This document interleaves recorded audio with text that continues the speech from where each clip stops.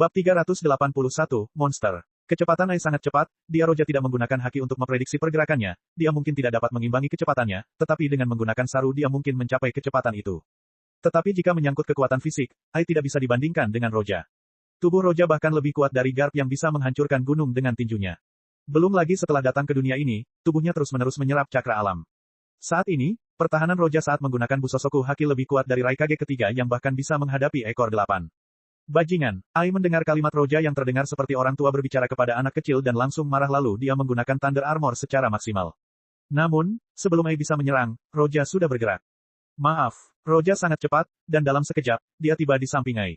Pupil mata Ai mengecil, tetapi dia tidak takut. Sambil meraung, dia langsung menyerang Roja.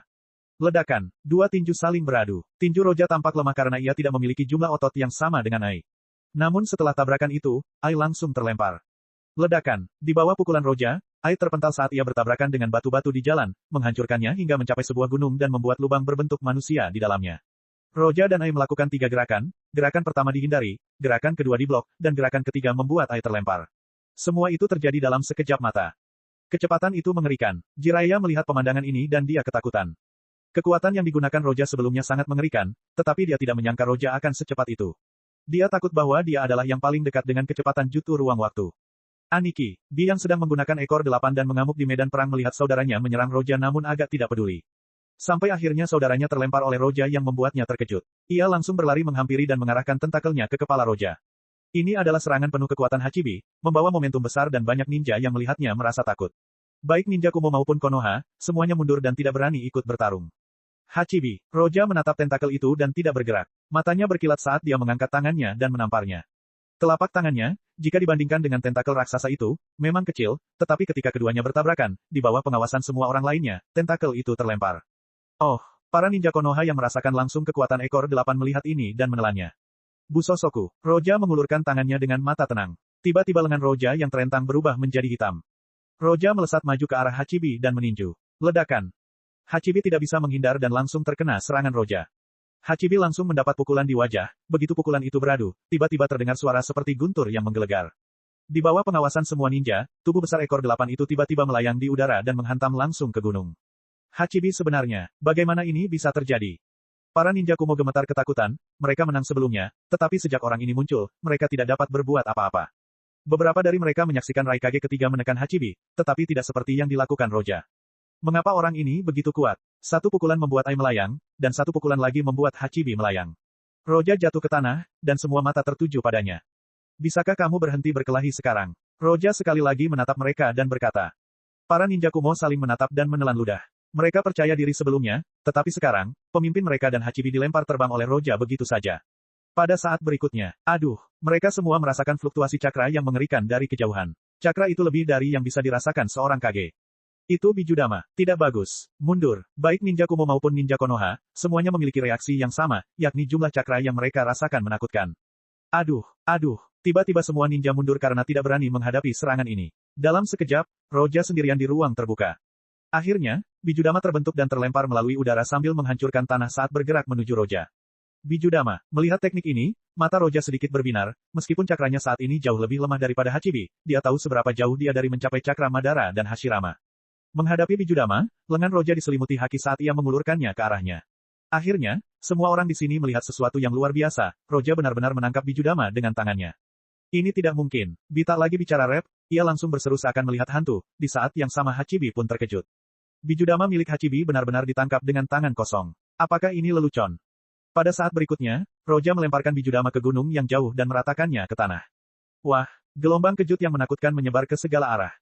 Semua orang terdiam. Jika kamu punya teknik lain, gunakan saja, aku akan mengambil semuanya. Roja tampak seperti baru saja melempar batu kecil dari tangannya. Ekspresinya tidak menunjukkan kesedihan atau kegembiraan saat dia berkata dengan tenang kepada Hachibi, Ai, dan Kumo. Tatapan Roja melewati para ninja Kumo yang membuat mereka semua gemetar ketakutan. Pada saat ini, tidak ada yang berani bergerak, mereka semua menatapnya dengan kagum. Semangat mereka mencapai titik terendah. Ai mengepalkan tangannya karena tidak mau menerima hal ini, tetapi tidak ada yang dapat dilakukannya. Bahkan jika dia bergandengan tangan dengan Hachibi, kecil kemungkinan mereka akan menang. Akhirnya, Ai memandang Roja dan berkata, siapa namamu? Merah. Roja memandang Ai dan menjawab dengan jelas. Ai menarik napas dalam-dalam dan berkata, Roja, aku akan mengingatmu. Mundur. Tepat saat Ai memerintahkan mundur, sesosok putih muncul di kejauhan. Ini benar-benar akhir yang tak terduga. Kecepatannya tidak lebih lambat dari Raikage ketiga, kekuatannya mampu membuat Hachibi terbang, dan akhirnya ia mampu menangkap Bijudama dengan tangannya. Sepertinya ia juga memiliki genjutsu yang kuat. Aku tidak menyangka akan ada orang seperti itu di dunia ninja. Sepertinya aku harus melaporkannya ke Madara sesegera mungkin. Sambil melihat Roja di medan perang, mata Zetsu dipenuhi dengan keterkejutan. Bab 382, Desa Kusa. Di suatu tempat di dunia, di dalam gua bawah tanah yang tersembunyi, sesosok tua tengah duduk sendirian di kursi batu dengan kepala sedikit tertunduk sedang berpikir. Itu Madara Uchiha. Ketika dia tengah berpikir, tanah di depannya beriak seolah-olah itu adalah air dan sebuah sosok keluar dari tanah. Bos, saya punya beberapa informasi penting. Kepala Madara dipenuhi rambut putih, dan kepalanya penuh kerutan. Dia tampak seperti orang tua yang sekarat, tetapi ketika dia membuka matanya, Anda bisa merasakan tekanan yang mengerikan. Renigan milik Madara ditransplantasikan ke Nagato sesuai rencana. Mata yang dimilikinya saat ini hanyalah mata Uchiha biasa yang ditransplantasikannya. Apa itu? Madara bertanya dengan tenang. Zetsu Putih mengumpulkan semua informasi yang dia miliki tentang Roja dan menceritakannya kepada Madara. Oh, aku tidak menyangka akan ada karakter sekuat Hashirama di luar sana dan aku. Madara sedikit terkejut, tapi itu hanya mengejutkan. Roja menekan Hachibi dan menangkap Bijudama mungkin tampak seperti sesuatu yang tidak dapat dilakukan siapapun di dunia, tetapi ia dengan mudah menekan 9 ekor dan mengendalikannya dengan matanya. Baginya, ini bukan apa-apa. Bos, aku juga bisa merasakan sedikit cakra alam darinya. Cakra alam. Mendengar kalimat itu, Madara langsung menekan kedua tangannya ke kursi. Cakra alam merupakan hal paling mendasar untuk mendapatkan tubuh abadi. Zetsu Putih berkata dengan hati-hati, aku tidak tahu apakah ini akan mempengaruhi rencanamu. Madara tidak menjawab, dia sedang berpikir. Setelah beberapa saat, matanya berkedip saat dia berkata, terus awasi dia, bahkan jika rencananya sudah dijalankan, rencana itu bisa dengan mudah terpengaruh. Ya, Zetsu Putih mundur ke tanah dan menghilang lagi. Madara menatap ke tempat Zetsu Putih menghilang, dan matanya bersinar dengan sedikit ketertarikan saat dia bergumam, Roja. Di sebuah hutan terbuka, dua sosok berjalan tidak terlalu cepat tetapi juga tidak terlalu lambat. Kita akan sampai di Desa Kusa. Kurenai mengambil peta dan berkata. Oke, Roja mengangguk pelan karena dia tidak peduli kemana dia pergi. Yang dia pedulikan hanyalah tempat di mana konsentrasi energi alam paling tinggi. Jika ia harus memilih 3 tempat tertinggi yang mengandung cakra alam, yang pertama adalah Gunung Myoboku, yang kedua adalah Hutan Shikotsu, dan yang terakhir adalah Gua Ryuchi. Ketiga tempat ini juga dikenal sebagai 3 tanah suci yang masing-masing dihuni oleh makhluk tertentu. Yang pertama merupakan negeri kodok, yang kedua merupakan tempat tinggal siput Katsuyu, dan yang ketiga merupakan negeri ular. Masalahnya adalah Roja tidak tahu lokasi spesifik dari ketiga tempat ini. Dia tentu tahu siapa yang bisa menuntunnya ke Gunung Myoboku, tetapi dia lupa bertanya setelah pertarungan. Energi alam di sini sedikit lebih tinggi dari sebelumnya. Roja terus bergerak tanpa tujuan sementara Kurenai mengikutinya dengan canggung. Desa ini berada di antara Desa Konoha, Desa Hujan, dan Desa Iwa, sama seperti Desa Hujan yang berada di antara Desa Suna, Desa Konoha, dan Desa Iwa. Sekarang ketika Perang Dunia Ketiga dimulai, Desa Kusa tidak seperti Desa Hujan karena tidak ada seorang pun yang sekuat mereka di sini. Sepanjang perjalanan, Roja dan Kurenai melihat banyak kehancuran. Kalau saja Roja yang baru saja bergabung dengan marinir, wajar saja jika dia akan menghentikan perang ketiga sepenuhnya, tapi ternyata tidak. Pandangan Roja berubah, Roja merasa seperti orang luar, jadi dia tidak merasakan apa-apa melihat ini. Setelah beberapa saat, Kurenai mengamati sekelilingnya dan mengeluarkan peta sebelum berkata, Roja sama, kita sudah sampai di Desa Kusa. Desa tersembunyi di balik rumput. Ketika sampai di Desa Kusa, Kurenai sangat tenang. Lagi pula, Desa Kusa hanyalah desa kecil, bahkan jika mereka mengerahkan seluruh kekuatan, mereka hanya akan mampu datang dengan 1000 ninja. Setelah memperhatikan Roja sekian lama, pandangannya jauh lebih tinggi daripada sebelumnya. Desa Kusa. Roja berpikir sejenak dan memutuskan untuk langsung melewatinya, tetapi ia tiba-tiba berpikir untuk menggunakan tempat ini untuk mengumpulkan informasi tentang konsentrasi tertinggi cakra alam. Mungkin, Gunung Myoboku bukanlah lokasi rahasia. Mungkin dia bisa mendapatkan beberapa informasi di sini. Ayo pergi dan lihat. Kau sudah dengar, Konoha kalah telak melawan salah satu Kiri. Kudengar dia bukan salah satu dari 7 pendekar pedang, aku tidak menyangka Kiri akan memiliki ninja sekuat itu selain dari 7 pendekar pedang itu. Ya, kudengar dia menghadapi banyak elit dan mengalahkan mereka. Ada seorang wanita muda yang kuat di Kiri yang tampaknya sangat kuat. Di sebuah restoran, beberapa ninja sedang mendiskusikan apa yang terjadi baru-baru ini. Kau bilang seorang wanita muda, jangan lupa Konoha juga punya wanita yang bisa membunuh hanya dengan 1 pukulan.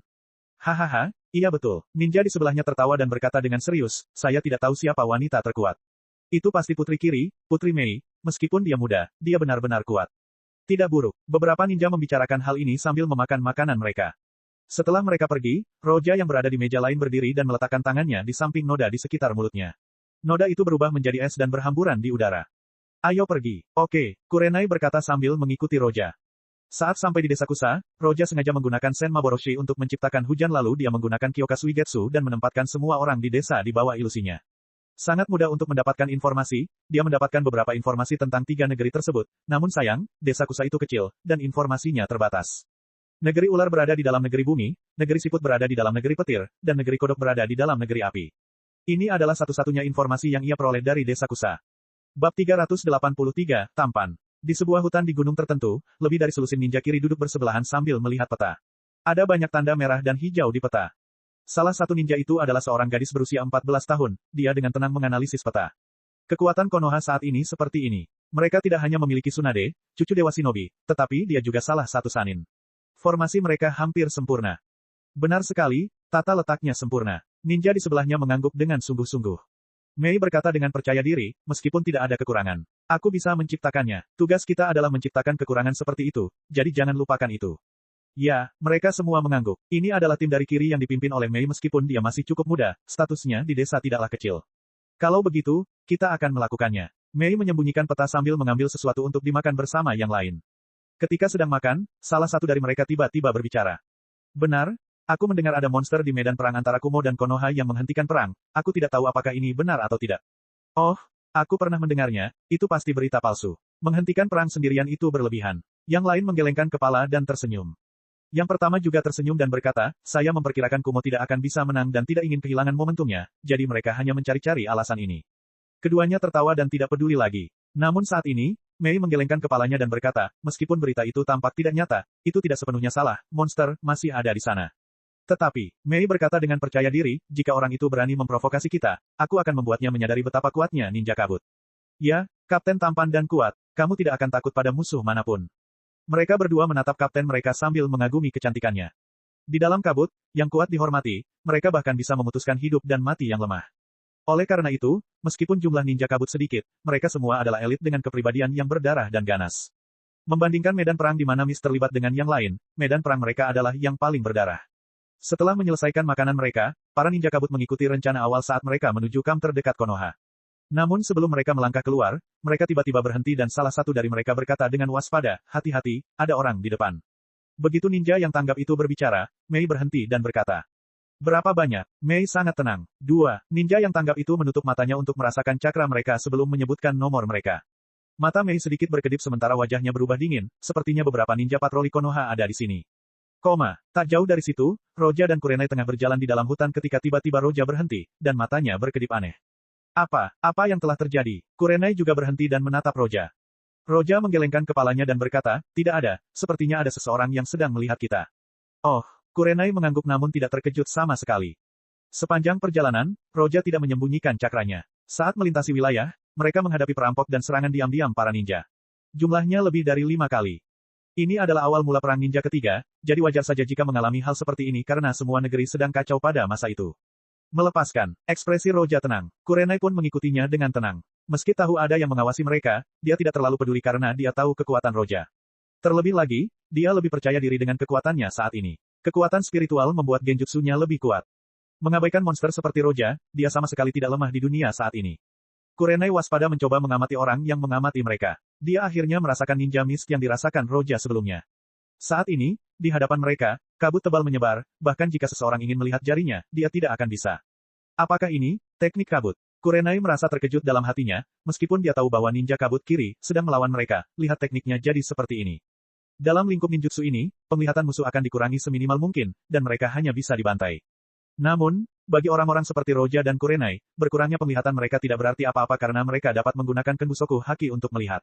Mencari kematian. Roja tidak peduli, mereka menyerangnya dengan santai, yang membuat wajahnya berubah dingin dan hawa dingin menyebar.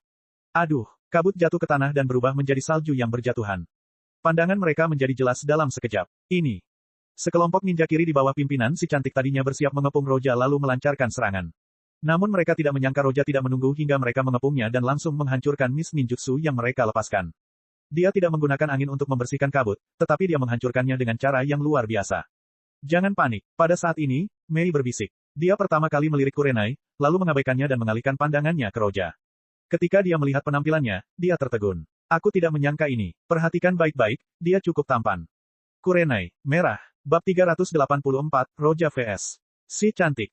Bukan hanya Kurenai dan Roja, bahkan para ninja kabut pun tercengang oleh kata-kata Mei. Itulah musuh di depan kita. Sayang sekali. Kenapa kau menjadi ninja Konoha? Pokoknya, Aku akan memberimu ciuman penuh kenikmatan. Mei menatap Roja, dan matanya menatapnya dengan cahaya aneh. Meskipun Roja tidak mengenakan pakaian ninja, Kurenai mengenakan pakaian milik Konoha. Pakaian ninja Konoha dapat dikenali sekilas. Roja menatapnya dalam diam. Untungnya, dia pernah bertemu wanita cantik di dunia One Piece, jadi tidak sulit untuk menolak pesona mereka sekarang. Aku bukan ninja Konoha, jangan coba-coba merayuku. Aku sudah punya kekasih, dan aku tidak tertarik padamu, ucap Roja lemah. Namun, kalimat ini membuat ninja dari kabut menjadi kaku, dan mulut mereka berkedut saat mereka berbalik perlahan ke arah Mei. Mei tertegun, dan udara di sekitarnya membeku. Oh, kamu tidak tertarik. Bibirnya bergerak sedikit saat dia mengucapkan kata-kata Roja perlahan tanpa emosi apapun. Kapten Mei, tolong tenanglah. Para ninja kabut melihat ekspresi Mei dan mereka semua ketakutan. Dia hanya menunduk dan tidak menanggapi. Mei tiba-tiba mendongak, dan tangannya mulai membuat segel. Segel ini, tidak bagus. Melihat dia mencetak segel, para ninja kabut mengenali teknik yang ingin dia lepaskan dan tanpa berpikir dua kali mereka semua mundur. Cepat mundur. Aduh, aduh. Mereka semua menjauh sambil menelan ludah penuh ketakutan. Mereka bahkan menatap Roja dengan penuh simpati. Tidaklah bijaksana untuk mengatakan kata-kata itu padanya, setidaknya cobalah untuk masuk ke sisi baiknya. Tepat saat mereka mundur, Mei menyelesaikan pencetakannya dan mengucapkan beberapa patah kata dingin. Pelepasan rebus, teknik kabut terampil. Mei tiba-tiba menyemburkan kabut yang menyebar ke arah Roja dan Kurenai. Kemanapun kabut pergi, pepohonan akan layu dan meleleh. Melihat ini, mata Kurenai berbinar, dan tiba-tiba teringat sesuatu. Bukankah ini batas darah yang digunakan Roja sebelumnya? Kesunyian, kabut itu menyebar dengan cepat, dan karena itu adalah area terbuka, tidak ada yang menghalangi jalannya. Tentu saja, arah yang ditujunya dengan kecepatan tinggi adalah arah Roja. Mengubahmu dan kekasihmu menjadi tulang. Mei menatap Roja dan Kurenai dengan acuh tak acuh.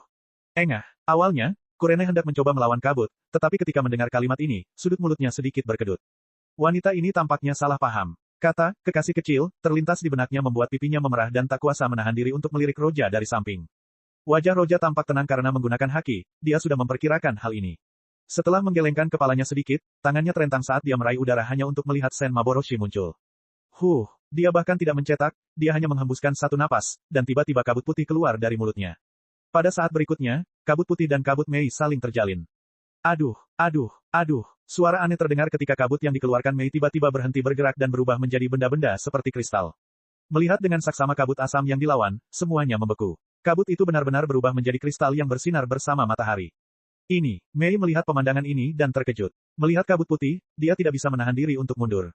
Kabut putih memenuhi langit, baik itu tanah maupun pepohonan, semuanya tertutup oleh lapisan es, seolah-olah musim berganti menjadi musim dingin.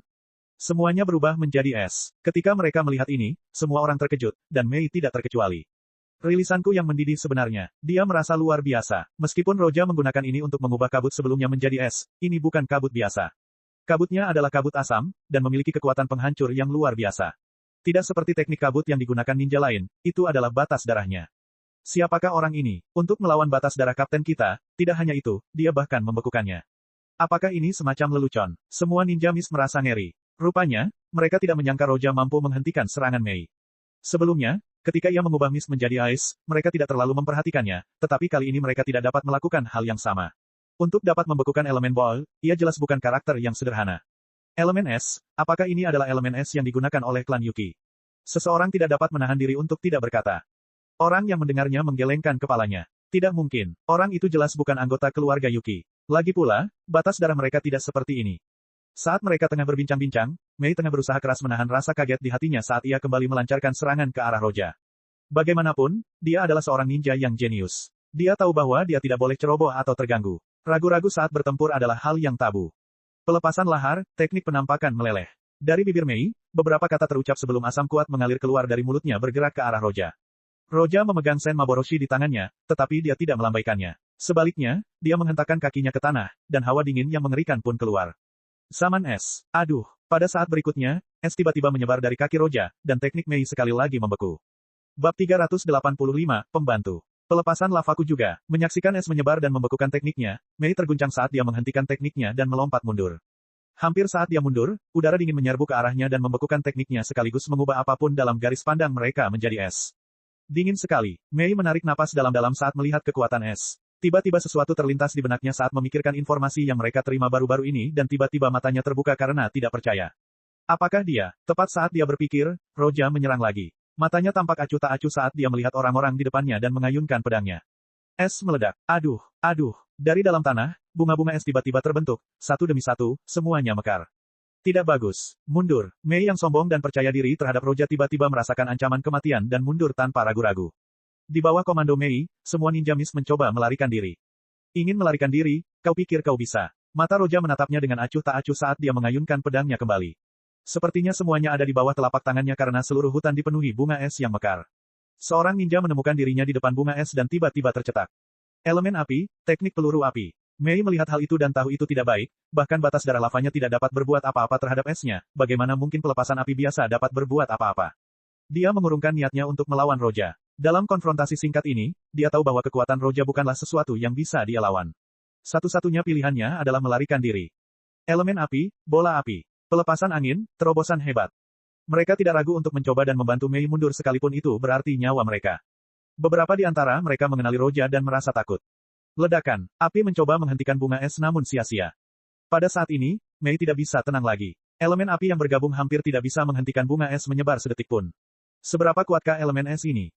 Kita sama sekali tidak bisa kedinginan, kalau kedinginan kita akan mati. Tepat saat Mei dan yang lainnya mencoba melarikan diri, tiba-tiba sekuntum bunga terbelah dua oleh serangan pedang. Aduh, apapun yang menyentuh pedang itu akan terpotong menjadi dua, entah itu bunga es atau tanah beku, tidak ada yang bisa lolos. Menyadari serangan itu, Mei tidak menoleh ke belakang dan tanpa sadar menghindar ke samping dan nyaris berhasil. Ninja lainnya tidak seberuntung itu, karena mereka terjatuh tanpa berteriak. Sisanya ketakutan melihat pemandangan ini dan berusaha lebih keras untuk melarikan diri. Kekosongan tiba-tiba bergoyang dan tubuh mereka tiba-tiba terbelah dua. Mei ingin melarikan diri, tetapi dia melihat Roja bergerak ke arahnya selangkah demi selangkah sambil memegang pedangnya. Dia menggertakkan giginya dan tidak menyerah saat dia mulai mencetak. Akan tetapi, sebelum dia sempat membuka mulut, Roja tiba-tiba muncul di hadapannya dan menempelkan jarinya di mulut wanita itu, menghentikan tekniknya. Mei mundur dan menendang Roja pada saat yang sama, namun sebelum tendangannya mencapai setengah jalan, pedang Roja telah melingkari lehernya. Pada saat ini, dia merasa canggung. Awalnya mereka ingin menjadi pemburu, namun pada akhirnya pemburulah yang menjadi mangsa. Bunuh aku. Mei merasakan kepahitan, dia menyerah total untuk melawan. Ini kesalahan mereka karena memilih orang yang salah untuk diajak main-main. Namun, saat Roja mendengar kata-katanya, Roja menarik kembali Sen Maboroshi dan berkata, apa? Kau terburu-buru untuk mati. Kalau begitu aku tidak akan membunuhmu. Mei tertegun, dia tidak menyangka Roja akan mengatakan hal seperti itu. Aku masih membutuhkanmu, aku akan membiarkanmu pergi. Roja membawa Sen Maboroshi kembali ke ruang jiwa, dan setelah menatap mata Mei, dia berbalik dan mengabaikannya. Mei marah, dia sangat bangga, bagaimana dia bisa dihina tanpa melakukan apapun. Sayang, kamu bisa mati kalau begitu. Mei tiba-tiba menusuk punggung Roja.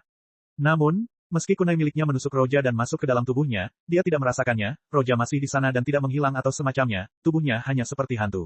Masih terlalu dini bagimu untuk membunuhku. Roja berbalik saat dia mengejeknya dan terus berjalan.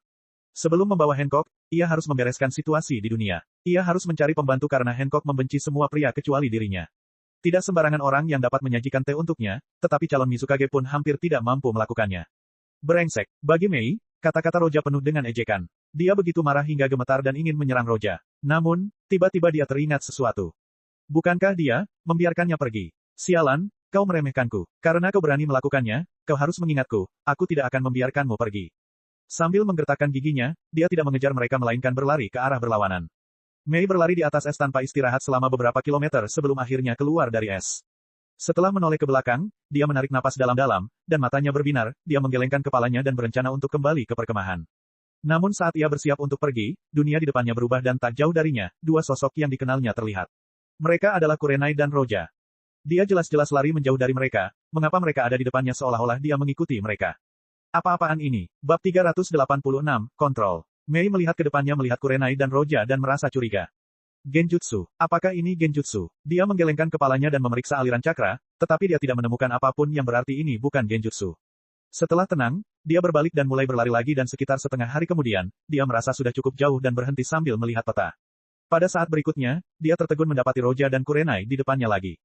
Neraka, si cantik benar-benar hampir gila. Dia jelas lari ke arah lain, mengapa mereka ada di depannya lagi. Sekalipun dia benar-benar bodoh, dia akan tahu bahwa ada sesuatu yang salah. Orang ini, apa yang terjadi? Mei menatap Roja dari kejauhan dan ingin mencari petunjuk. Roja menatapnya dengan santai dan tidak mengatakan apapun. Mei menarik napas dalam-dalam, lalu berbalik dan berlari lagi, tetapi seolah-olah dia berlari dalam lingkaran, dia mendapati dirinya berada di tempat yang sama lagi.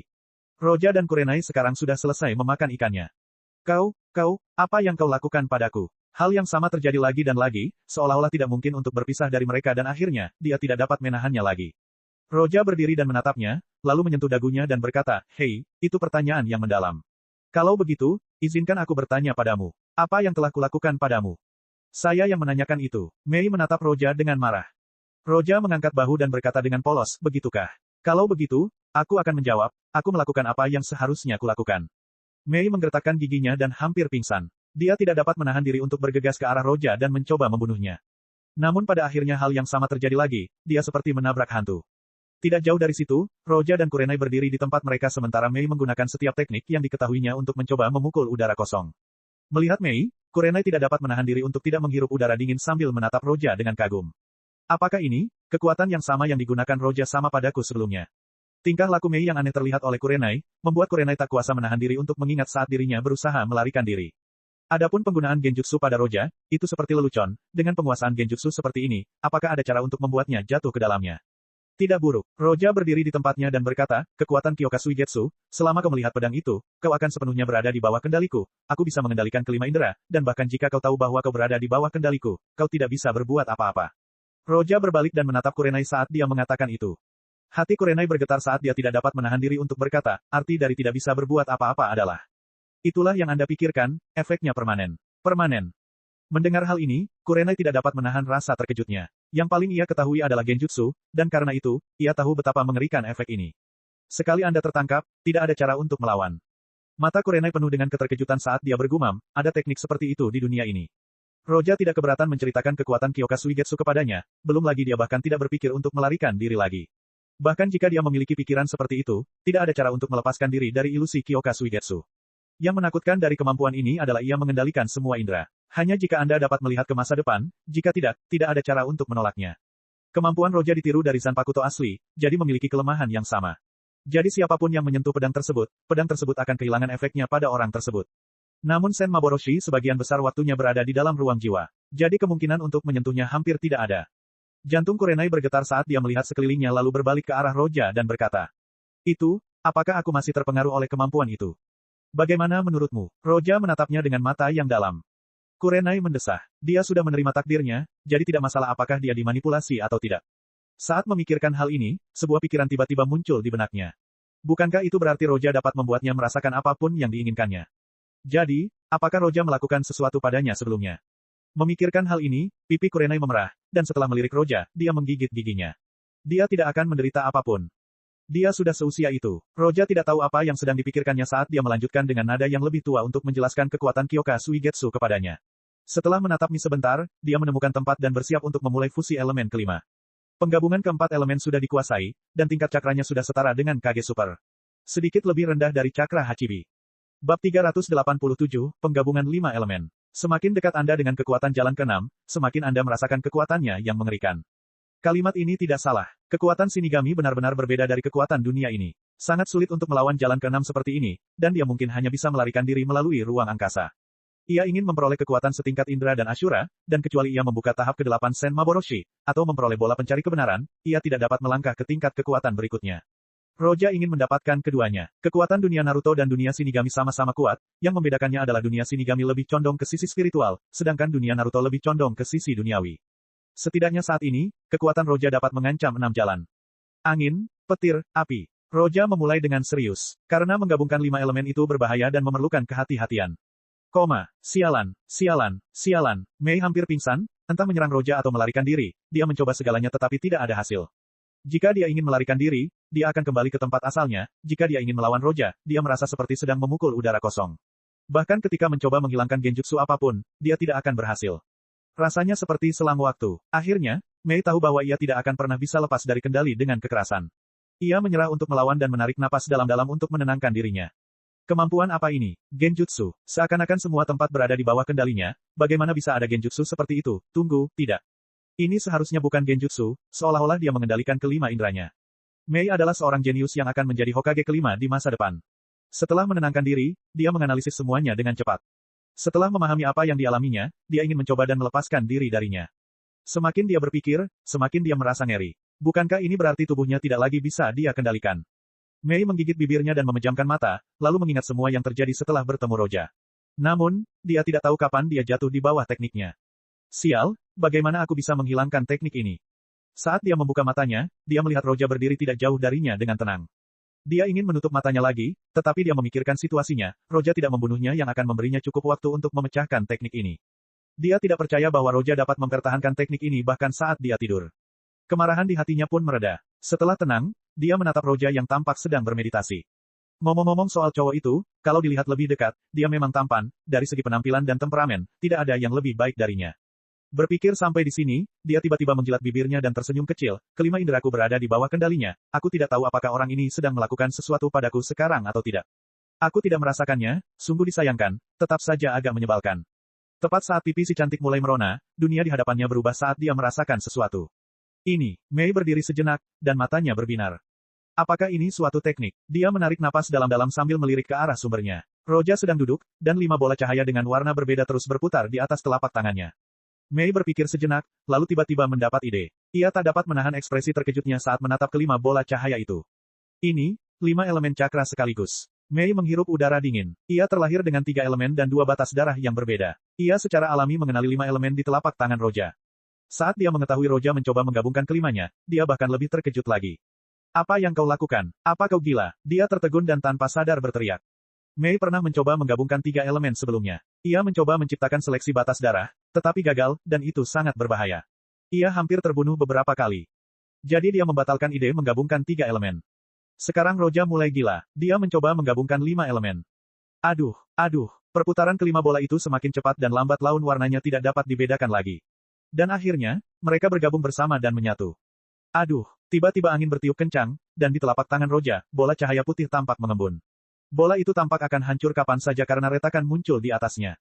Tidak bagus. Melihat ini, Mei gemetar. Ketika dia menggabungkan 3 atribut, hal ini juga terjadi padanya, dan di saat berikutnya, itu meledak hampir membunuhnya.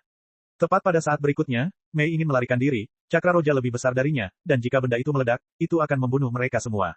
Pada saat ini, mata Roja berbinar, dan sebuah kekuatan yang sama sekali berbeda dari cakra muncul dan dengan paksa menahan bola itu agar tidak runtuh.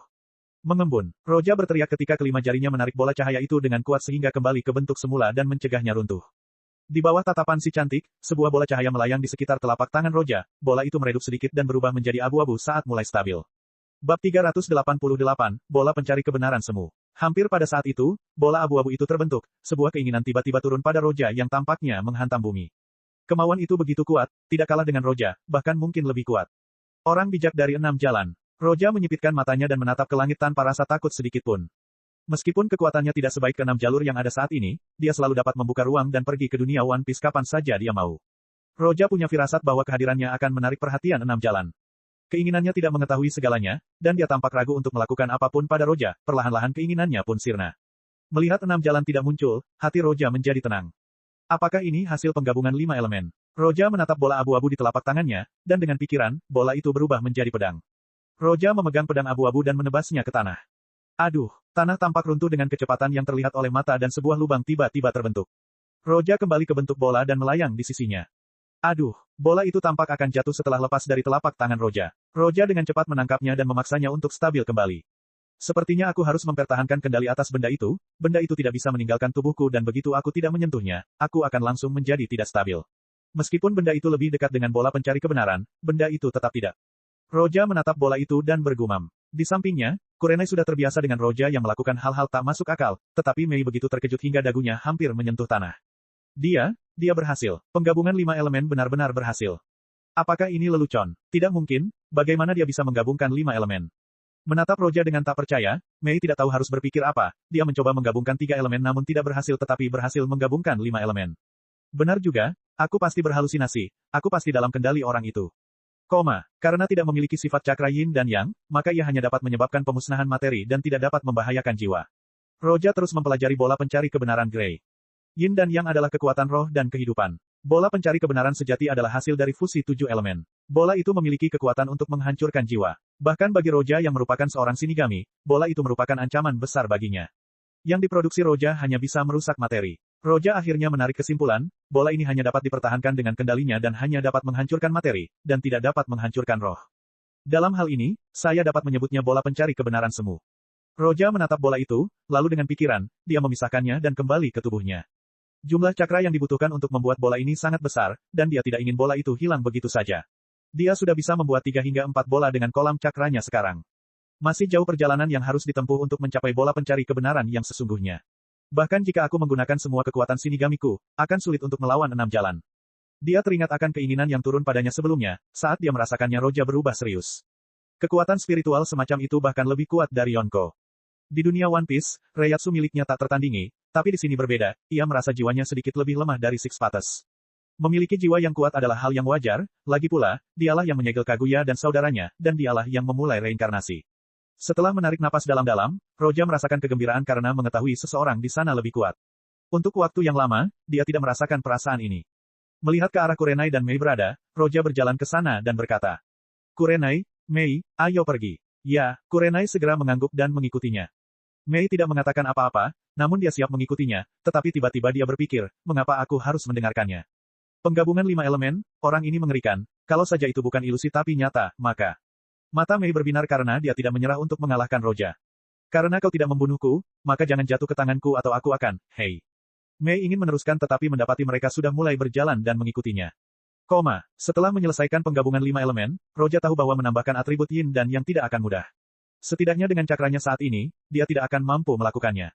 Semakin banyak cakra, semakin baik. 3-5 Genin dapat melawan Chunin, 3-5 Chunin dapat melawan Jonin, dan 3-5 Jonin dapat melawan Kage, tetapi 3-5 Kage tidak akan mampu melawan Kage Super. Madara melawan 5 Kage dan merasa seperti sedang melawan anak-anak. Dengan Madara tanpa Renigan, bersama dengan Hashirama, mereka tidak akan mampu melawan 6 jalan. Saya perlu terus menyerap cakra alam dan memperkuat tubuh saya. Selain itu, Sen Maboroshi juga menyerap cakra alam agar ia dapat berevolusi lebih jauh. Mengenai kemampuan luar angkasa, Sen Maboroshi akan terus mengembangkannya, dan aku mungkin bisa mendapatkan kekuatan yang mirip dengan Kamui. Roja berpikir sambil terus berjalan maju. Bab 389, Hukuman. Di ruang terbuka di dalam ngarai, Roja dan Kurenai berjalan di depan, tiba-tiba sosok cantik muncul di atas ngarai. Cahaya berkelebat di matanya, dan cakranya melonjak. Pelepasan lava, teknik penampakan meleleh. Aduh! Mei melancarkan serangan dan seketika Roja dan Kurenai tenggelam dalam cairan tersebut. Apakah ini masih di dalam genjutsu? Mei menyeka sedikit cairan dari sudut mulutnya, matanya menatap sambil bergumam. Dan hampir pada saat berikutnya, sebuah suara yang dikenalnya terdengar di sampingnya. Oh, kapan kamu mulai berpikir bahwa kamu tidak lagi berada dalam ilusi? Aduh, Mei tanpa sadar mundur ke belakang, tetapi sebelum dia sempat berhenti, sosok Roja muncul lagi di sampingnya. Rencananya untuk membunuh Roja tampaknya gagal lagi. Mengetahui bahwa dia tidak bisa melarikan diri atau melawan, Mei menghadapi Roja dengan arogansi. Bagaimana kau akan menghadapiku kali ini? Kau akan membekukanku atau menggunakan api. Jika kau ingin membunuhku, lakukan saja, tetapi jangan bermimpi bahwa aku akan mendengarkan perintahmu. Mei menyerang Roja lagi, dan setiap kali dia yakin bahwa dirinya tidak terpengaruh genjutsu, kenyataan menghantamnya. Semua serangan diam-diamnya gagal. Dengan Reiatsu milik Roja dan kekuatan Kyoka Suigetsu, Roja dapat mempertahankan ilusi tersebut secara permanen. Setiap kali serangannya gagal, dia akan dihukum oleh Roja, tetapi dia tidak menyerah malah menjadi semakin keras kepala. Ketika mendengar kata-katanya, Roja mendengus. Dengan baik. Saya harap kamu masih bisa mengatakan ini nanti. Roja tidak berdaya karena cara biasa tidak berhasil, ia harus mencoba cara yang berbeda. Dia memanipulasinya sehingga dia bisa berbicara tetapi tidak bisa menggerakkan satu jari pun. Hei, apa kau akan melakukan sesuatu yang akan membuatku malu? Tubuh Mei tertahan, tetapi ekspresinya provokatif. Roja mengabaikan sikapnya dan menunjuk secara langsung. Tubuh Mei tiba-tiba melayang di udara, sepatu dan kaus kakinya tiba-tiba robek. Kemudian api seukuran jari dan bola-bola es tiba-tiba muncul. Apa yang sedang kamu lakukan? Mei berada di udara dan tidak bisa bergerak, dia waspada. Pada saat berikutnya, bola-bola itu menyentuh kakinya secara langsung dan mulai bergerak ke atas dan ke bawah. Wah, hampir di saat yang bersamaan, mereka menyentuhnya, Mei mulai berteriak keras, dia dapat menjamin bahwa bahkan jika dia mati 100 kali, itu akan lebih baik dari ini. Ini adalah genjutsu. Ini adalah genjutsu. Ini adalah genjutsu. Mei berkata demikian pada dirinya sendiri, tetapi meski dia tahu itu hanyalah ilusi, dia tidak dapat keluar darinya. Hei, hahaha, bajingan, dasar pria terkutuk. Berhenti, hahaha, berhenti sekarang, haha. Bajingan sialan, jangan jatuh ke tanganku, hahaha, kalau tidak, hahaha, aku pasti akan. Hahaha. Air mata Mei keluar, tetapi tubuhnya tidak bisa bergerak sama sekali. Rasa sakit dapat ditoleransi, karena ninja dilatih di bidang itu. Namun, rasa gatalnya sangat berbeda. Ini bukanlah sesuatu yang dapat ditahan oleh manusia normal. Terlebih lagi, Roja menggunakan kemampuannya untuk membuat indera perabanya lebih peka. Keinginannya sudah hancur. Haha, berhenti, berhenti. Mei hampir pingsan, otaknya sudah kosong. Oh, kau ingin aku berhenti. Kau tidak menginginkan itu sebelumnya. Roja menatapnya santai dan mendengus. Aku, hahaha, itu, jangan. Berhenti. Mei ingin mengatakan sesuatu, tetapi dia langsung terkalahkan. Apakah kamu akan melayaniku? Mei mengangguk cepat. Apakah kamu akan patuh di masa depan? Mei mengangguk lagi. Melihat mata Mei yang memohon, Roja akhirnya mendengus dan mengulurkan tangan serta meraih Sen Maboroshi. Hancurkan, Kyoka Suigetsu. Aduh, dunia di depan Mei tiba-tiba pecah seperti cermin. Dia mendapati dirinya berada di bawah pohon sementara Kurenai dan Roja tidak begitu jauh. Semua itu hanyalah ilusi. Mei tetap berdiri, meski itu sepenuhnya ilusi, terasa terlalu nyata. Sambil menarik napas, dia akhirnya pulih. Orang itu, berani mentraktirku. Setelah pulih, Mei menggertakkan giginya dan tidak sabar untuk menemukan Roja, tetapi dia mendapati bahwa dia sedang menatapnya sambil tersenyum. Tatapan itu seolah berkata, apakah kamu akan melakukannya lagi? Mulutnya berkedut, mengingat perasaan itu, dia tidak dapat menahan diri untuk tidak menggigil. Orang terkutuk, saat aku mengetahui cara menghilangkan genjutsu itu, kita lihat apa yang akan kau lakukan. Mei menggertakkan giginya dan mengambil napas dalam-dalam dan menatap Roja. Kamu luar biasa, aku kalah. Bab 390, Uchiha Shisui. Menyeberangi wilayah, Roja dan yang lainnya tiba di Tanah Api. Itu adalah sebuah desa kecil di perbatasan Tanah Api. Meskipun desa tersebut tidak hancur karena perang, konflik antar ninja sesekali akan muncul. Di dalam sebuah restoran, berikan yang terbaik untuk kami.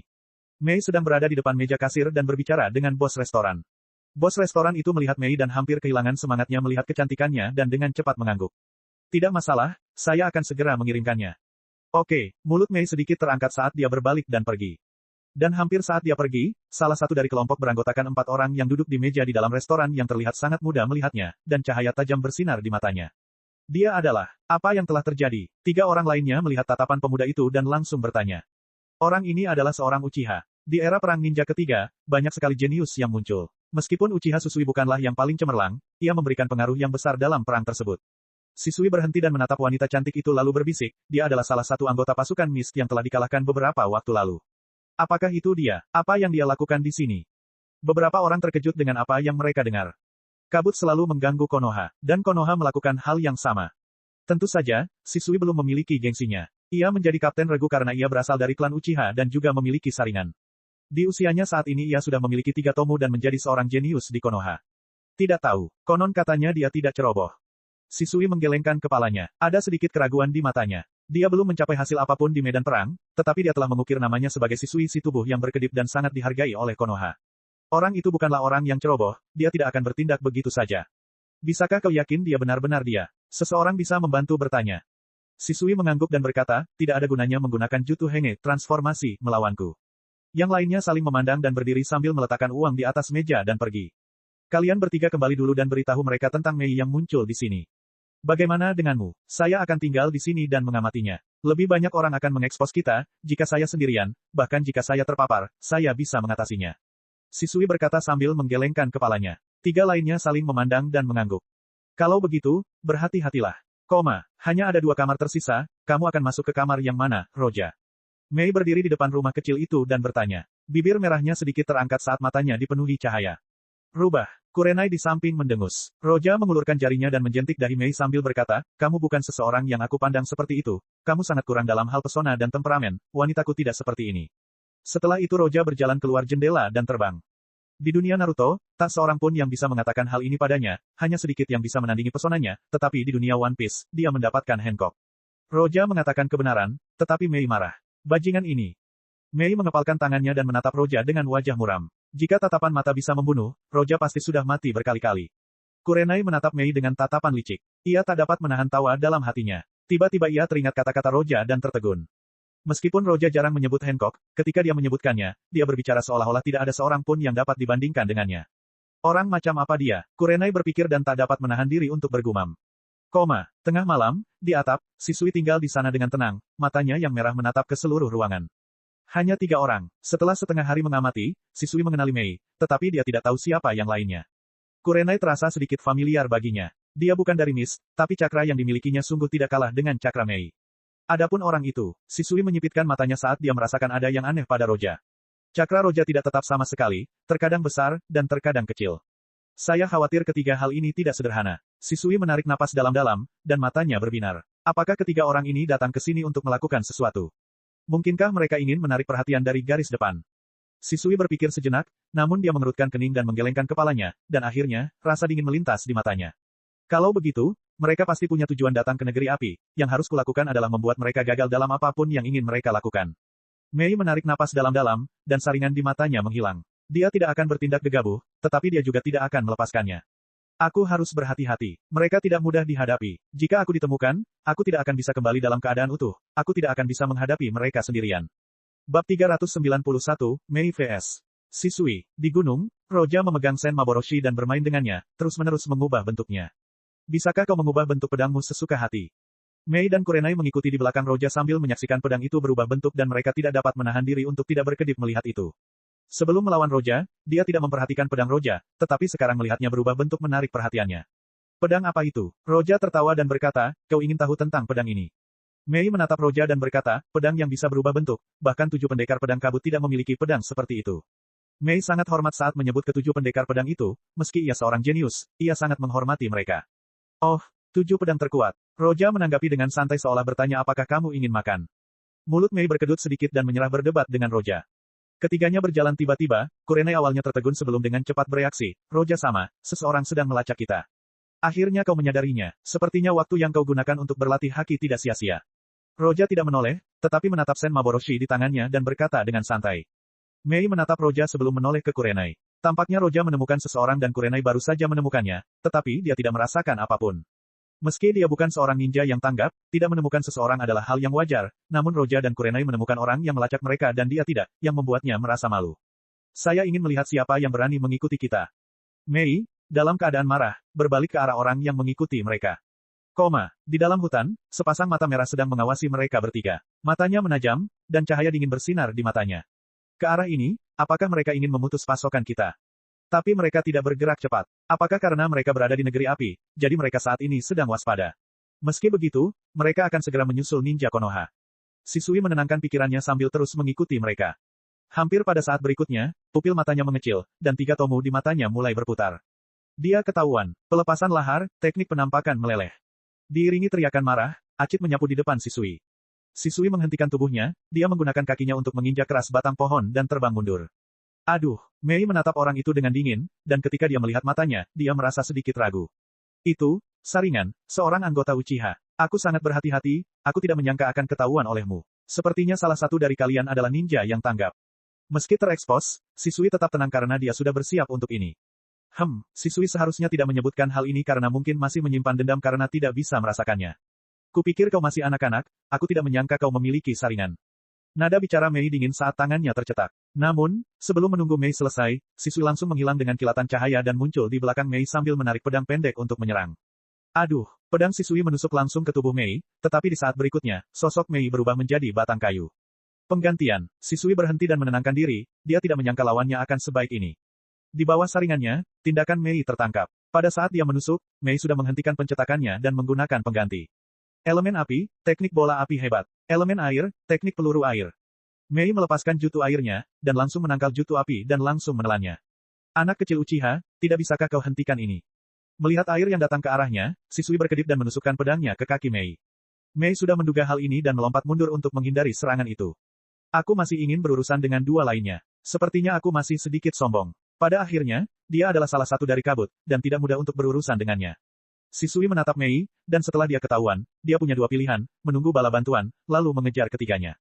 Cara kedua adalah melawan mereka dan menunggu dukungan.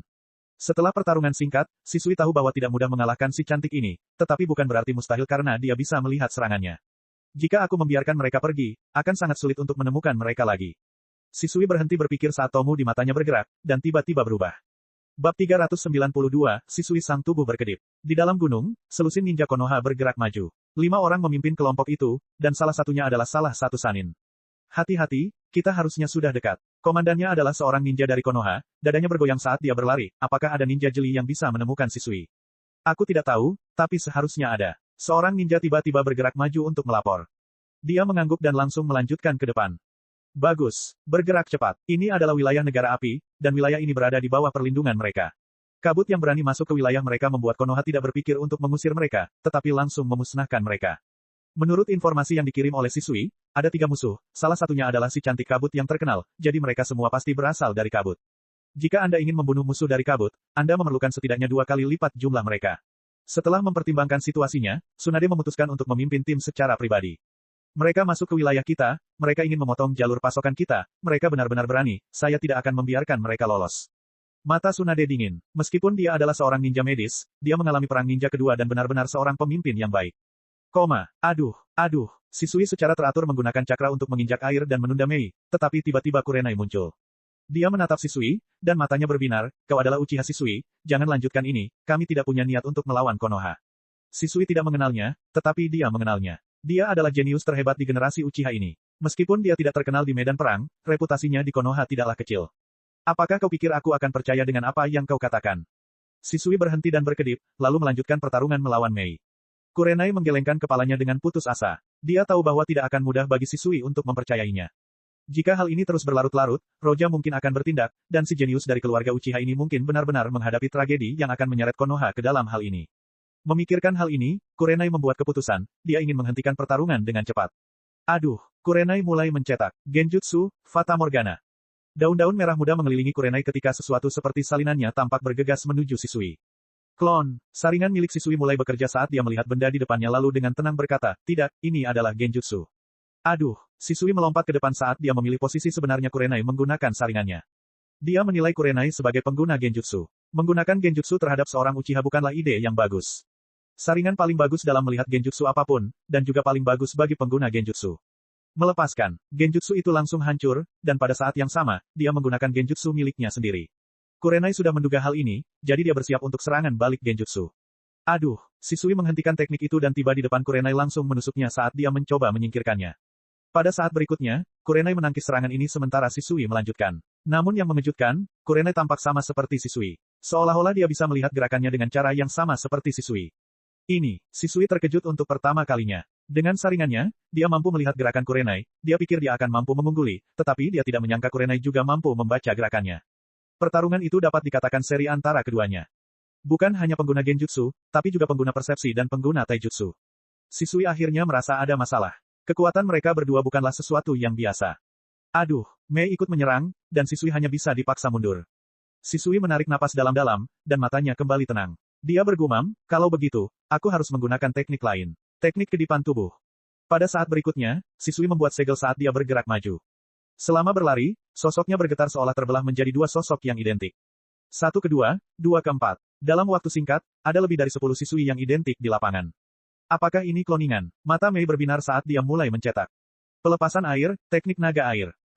Tiba-tiba seekor naga air besar muncul dan bergerak maju seolah ingin melahap Shisui. Namun, saat naga air mendekat, selusin salinan Shisui berhenti di tempat mereka, dan tidak terjadi apa-apa pada mereka seolah-olah mereka adalah hantu. Apakah dia menggunakan Genjutsu? Mei mencoba mencari di mana Shisui berada. Namun di saat berikutnya, salinan itu bergerak maju sambil memegang pedang mereka dan mengepung Mei dan Kurenai. Hati-hati, Kurenai menggunakan haki dan merasakan sesuatu yang tidak biasa. Ia mencoba mencari tahu apa yang terjadi sambil memperingatkan Mei. Awalnya mereka mengabaikan naga air itu seolah-olah mereka tidak ada, tetapi sesaat kemudian mereka tampak menjadi nyata dan serangan mereka dapat mengenai sasaran.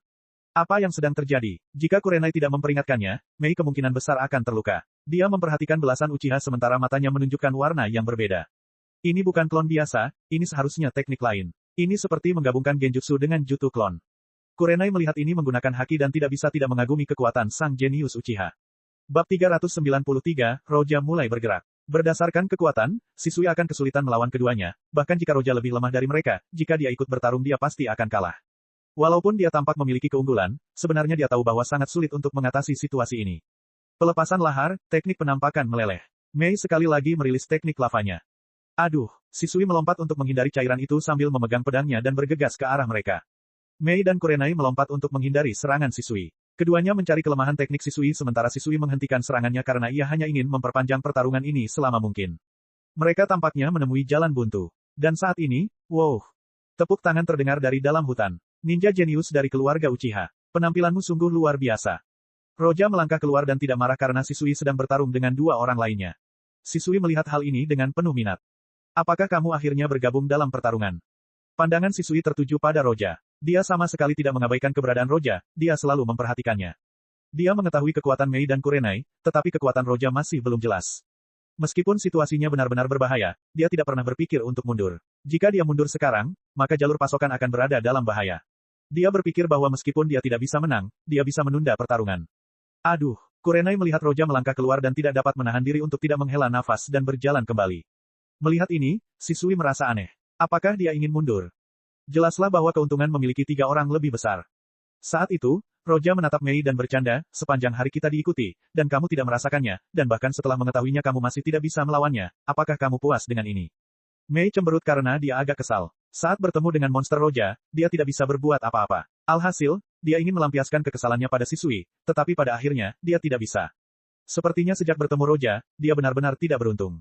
Cepat atau lambat aku akan menyingkirkannya. Mei pun tak lagi mengerahkan cakranya, dia mengendur saat dia berjalan ke belakang dan berdiri di samping Kurenai. Mei dan Kurenai tidak dalam posisi bertarung yang membuat Shisui merasa sangat aneh, dia tidak rileks saat dia menatap Roja dengan serius. Sebilah pedang muncul di tangan Roja tanpa seorang pun tahu bagaimana caranya. Kamu menggunakan pedang. Apakah orang ini salah satu dari 7 pendekar pedang Mis? Tapi dia tampak berbeda dari deskripsinya. Shisui menjadi tenang. Dia bisa menebak mengapa kedua orang lainnya mengundurkan diri dari pertarungan. Hanya ada satu alasan, yaitu Roja jauh lebih kuat daripada mereka berdua. Benar saja, orang ini adalah yang paling licik di antara mereka. Dia menarik napas dalam-dalam dan menatap pedang Roja. Dia bahkan tidak menatap mata Roja, karena dia tidak terbiasa dengan kekuatan Roja, dia tidak berani ceroboh. Kalau aku tidak salah, kamu seharusnya Uchiha Shisui, kan? Di tangan Roja, Sen Maboroshi mengeluarkan sedikit uap air ke udara sebelum menariknya kembali seolah tidak terjadi apa-apa. Shisui berhenti berpikir dan menyerang Roja. Saringannya aktif sepenuhnya saat ia menangkap setiap gerakan Roja, tetapi ia tidak menemukan kelainan apapun atau aliran cakra apapun. Merupakan suatu kehormatan besar bagi Anda untuk mengetahui nama saya. Shisui merasa tidak terduga bahwa Roja mengetahui namanya. Meskipun dia tidak terkenal di medan perang, dia terkenal di Konoha. Roja tiba-tiba melangkah maju dan berjalan ke arah Shisui sambil berkata, keluarga Uchiha hanya memiliki 2 orang yang perlu diperhatikan di generasi ini, dan kamu adalah salah satunya. Orang kedua pastinya Obito. Itachi lebih muda dari mereka berdua. Shisui memiliki Mangekyo saringan yang dapat mengubah realitas seseorang secara permanen. Adapun Obito, dia istimewa, dia berubah dari anak biasa menjadi monster di belakang layar. 2 orang, mata Obito berubah. Di generasi ini, tidak ada seorang pun yang dapat dibandingkan dengannya. Dia tidak tahu siapa yang dimaksud Roja. Beberapa orang terlintas dalam benaknya, tetapi mereka semua ditolak. Pada saat ini, dia bereaksi, dia tampak terpengaruh oleh kata-kata Roja. Tidak baik terpengaruh dalam perkelahian. Besar, Shisui menjadi tenang. Ia langsung menyingkirkan pikiran-pikiran yang mengganggu itu. Sekali lagi ia menatap Roja dengan penuh kewaspadaan. Roja berjalan mendekati Shisui dan berhenti sambil berkata, aku akan menyerang, aku penasaran apakah kau bisa menangkisnya. Cobalah, dan kamu akan tahu. Shisui berkata tanpa rasa takut. Ketika Roja mengayunkan pedangnya, serangan itu menyerbu ke arah Shisui. Aduh, tomu milik Shisui bergerak cepat saat ia menangkap gerakan Roja. Ia tidak berani menghadapi serangan itu secara langsung karena ia tidak mengetahui kekuatan Roja, jadi ia melompat menjauh untuk menghindari serangan itu. Dia terkejut saat mengetahui ada bekas pedang di dadanya. Darah terciprat. Bab 394, garis besar. Bagaimana ini bisa? Aku jelas-jelas menghindar. Shisui melihat tanda darah di dadanya, dan dia tidak tahu apa yang baru saja terjadi. Bagaimana dia bisa terkena? Bagaimana mungkin dia tidak melihatnya dengan saringannya? Sepertinya kamu tidak bisa menghentikannya. Roja sedikit kecewa melihat Shisui seperti ini. Ia sangat ingin merasakan genjutsu terkuat, tetapi sepertinya Shisui masih belum membuka Mangekyo saringannya. Kesunyian, sosok Roja tiba-tiba menghilang dan tiba di belakang Shisui tanpa dia sadari. Aduh, tanda lain tertinggal di punggung Shisui dan darah memercik. Ini adalah, apa itu? Shisui tidak dapat berdiri lagi, tubuhnya pun bergoyang dan jatuh ke depan. Saat terjatuh, dia dengan enggan menoleh untuk melihat Roja. Di hutan, Kurenai dan Mei menyaksikan Shisui terkena serangan Roja tanpa bergerak dari tempatnya. Melihat ini, mereka dapat menduga bahwa Shisui pun terkena genjutsu Roja seperti mereka. Uchiha Shisui, seorang pria dengan saringan, dia dikalahkan dengan mudah. Mei tidak dapat menahan napas dalam-dalam. Kekuatan Roja sangat mengerikan, sekali dia bergerak, musuhnya akan mati. Dan sesaat kemudian, terdengar teriakan dari kejauhan. Berhenti. Roja berhenti dan dengan ekspresi yang sudah lama ditunggu-tunggu, berbalik untuk melihat ke kejauhan. Mereka akhirnya sampai. Aduh. Sebuah sosok muncul dan mengangkat Shisui, dan sosok lain yang memegang pedang menyerang Roja. Roja hanya mengayunkan pedangnya kembali. Aduh, hanya kayu mati, pedang di tangan orang itu patah. Melihat pedangnya patah, orang itu mati-matian menghindari serangan itu, namun bahunya terkena pedang dan darah bercucuran. Aduh, pria itu melompat mundur dan memegang bahunya sambil menatap Roja dengan ngeri. Dia mengenakan pelindung kepala Konoha. Aduh. Belasan sosok melintas dan tiba di tempat kejadian perkara lalu mengepung mereka. Shisui melawan mereka sendirian, mereka tidak melihat, tetapi orang yang baru saja terluka, mereka melihatnya dengan jelas. Sanin Konoha, Tsunade, Mei menatap ninja itu, dan matanya tertuju pada sosok yang menyelamatkan Shisui, matanya menatapnya dengan dingin. Wajar saja jika seorang wanita memiliki rasa permusuhan terhadap wanita lain. Dia selalu menjadi musuh terbesar Tsunade, dan dia bahkan punya ide untuk menyerang dan membunuhnya. Namun, Tsunade adalah komandan Kam dan tidak akan mudah menyerah. Pendarahannya sudah berhenti. Tsunade memberikan pertolongan pertama pada Shisui lalu bangkit dan menatap Roja. Saat dia melihatnya, matanya mengecil. Dia tidak peduli sebelumnya, tapi sekarang dia menatapnya dengan saksama, dia. Saya sudah lama menunggu komandan muncul. Apakah ada masalah? Roja memegangi Sen Maboroshi dan berdiri di tempatnya sambil tersenyum tanpa dosa. Mengenai informasi tentang Roja, mungkin orang lain tidak tahu, tetapi sebagai komandan Kam, dia tahu. Kekuatannya begitu kuat sehingga dia tidak mengenal siapapun yang masih hidup yang dapat menghadapinya. Apakah kamu orang yang menghentikan perang melawan The Cloud? Tsunade menatap Roja dengan tenang. Roja mengangkat bahu dan berkata, jika tidak ada orang lain, maka akulah orangnya. Saat ini, dia melihat ke arah Kurenai dan Mei. Dia tidak mengenali Kurenai, tetapi dia mengenali Mei. Mei menyadari tatapannya dan tiba-tiba mengangkat dagunya dan berkata, bagaimana kalau itu bukan Sanin Konoha yang terkenal? Merupakan suatu kehormatan besar untuk bertemu denganmu. Dia tidak mengatakan ini dengan nada sarkasme. Tsunade menjawab dengan dingin, sekelompok tikus dari kabut berani mencoba menyerang kita secara diam-diam. Haha, Mei bersiap mengatakan sesuatu, tetapi Roja menempelkan jarinya di dahi Mei dan mengerjap. Ledakan, Mei melangkah mundur, dan tanda merah muncul di dahinya. Jangan menyela ketika orang dewasa sedang berbicara. Roja mengabaikan ekspresi di wajah Mei dan berbalik untuk melihat Tsunade. Alis Tsunade berkerut. Meskipun dia meragukan Roja, dia tidak takut padanya, tetapi dia tidak ingin menimbulkan konflik apapun. Bukankah kau seorang ninja nakal? Bagaimana mungkin kau bersama Miss? Identitas Roja masih menjadi misteri, mereka sempat menduga bahwa Roja berasal dari kabut, tetapi mereka berubah pikiran ketika dia menghentikan perang dengan awan. Jika Roja berasal dari kabut, dia tidak akan berusaha menghentikan awan dan membantu Konoha. Karena dia menghentikan perang, identitasnya menjadi misteri. Tentu saja tidak, sedangkan dia, aku menjemput pembantu di jalan, apa ada masalah dengan itu? Roja melirik Mei dan berkata dengan santai, apa itu koleksi pembantu? Mei juga mendengar kata-katanya dan ingin membantahnya, tetapi itu benar. Roja tampaknya merasakan kemarahannya, jadi dia meliriknya dan berkata, kamu tidak perlu marah, kamu akan merasakan kemuliaan identitas ini di masa depan. Engah, Mei merasa ingin memuntahkan darah. Ia ingin menghancurkan kejayaan itu di wajah Roja dan pergi. Bab 395, Satu Pedang. Apakah orang ini benar-benar ninja dari Miss? Tsunade memperhatikan penampilan Roja dan Mei, tidak dapat menahan diri untuk bersikap skeptis. Ia melihat belasan ninja yang mengelilingi mereka dan ingin menyuruh mereka menangkap dan menginterogasi mereka, tetapi ia tahu bahwa mengalahkan Roja tidak akan mudah. Meskipun dia sedikit sombong sebagai salah satu Sanin, dia tahu bahwa Jiraiya tidak dapat mengalahkannya sehingga akan sulit baginya untuk mengalahkannya sendiri. Dia juga tahu tentang perbuatannya terhadap awan. Tsunade ragu-ragu, lalu dia memutuskan untuk tidak bertarung. Kalau begitu, ini hanya kesalahpahaman. Maafkan aku, kami akan pergi sekarang. Tsunade menatap Roja dan memerintahkan yang lain untuk pergi. Memperlambat. Namun, Roja menghentikannya dan berkata, salah satu Sanin, Tsunade, karena kamu ada di sini, ada sesuatu yang ingin aku tanyakan. Apa itu? Alis Tsunade berkerut saat dia bertanya sambil sedikit marah. Roja bertanya dengan santai, di mana hutan Shikotsu? Aku ingin melihatnya. Tsunade mengerutkan kening dan menunjukkan kewaspadaan. Roja sedikit mengangkat dagunya dan berkata, jangan khawatir, aku hanya ingin melihat, apakah itu merepotkan. Hutan Shikotsu berada di tanah bumi. Mereka harus melintasi seluruh tanah api sebelum sampai di sana, dan dengan kecepatan ninja, itu akan memakan waktu setidaknya 1 bulan. Jika saya tidak setuju, Tsunade tidak menjelaskan apa-apa dan langsung berkata dengan wajah tenang. Sayang sekali, kalau begitu aku harus menggunakan kekerasan. Roja mengangkat bahu, memperlihatkan ekspresi tak berdaya. Ketika Tsunade mendengar ini, dia mendengus dan menjadi marah. Meskipun Roja kuat, dan konon ia dengan mudah mengalahkan Hachibi, ia tetaplah salah satu Sanin. Maaf, aku masih punya banyak hal yang harus diselesaikan. Aku tidak punya waktu untuk bermain denganmu. Setelah mengatakan ini dengan dingin, Tsunade berbalik untuk pergi. Dan saat ini, Roja menggelengkan kepalanya sedikit, dan Sen Maboroshi mengeluarkan udara dingin yang menyebar ke segala arah. Hanya dalam hitungan detik, seluruh hutan berubah dari musim panas ke musim dingin. Apakah kamu akan bertarung? Kamu harus memikirkannya dengan matang. Wajah Tsunade tampak cemberut. Ledakan. Dia menginjak es dan memecahkannya. Kekuatan yang meletus membuat Kurenai dan Mei mendesah lega. Retakan menyebar di mana-mana saat dia melihat ke arah Roja. Kelompok ninja di belakang melihat ini, dan setelah menarik napas, mereka mengungkapkan rasa kagum dan kagum.